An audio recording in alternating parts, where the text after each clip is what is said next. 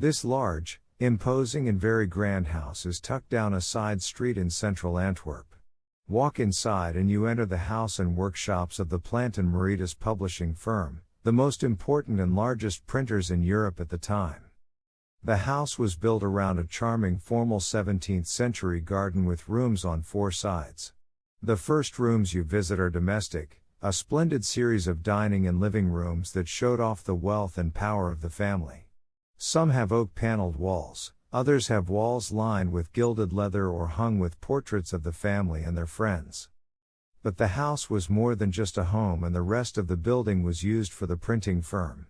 You can see rooms full of substantial wooden presses that are the oldest in the world, and can watch demonstrations of how the presses worked.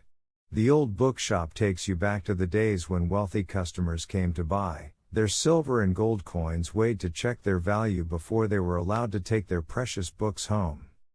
The Plantin Moretus firm produced 55 works a year, employing 22 men who worked 14-hour days.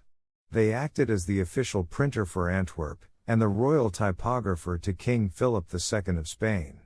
Their 8-volume Plantin Polyglot Bible with Hebrew, Aramaic, Greek and Syriac text was the most sophisticated production at the time. Others of their publications are shown here in facsimile.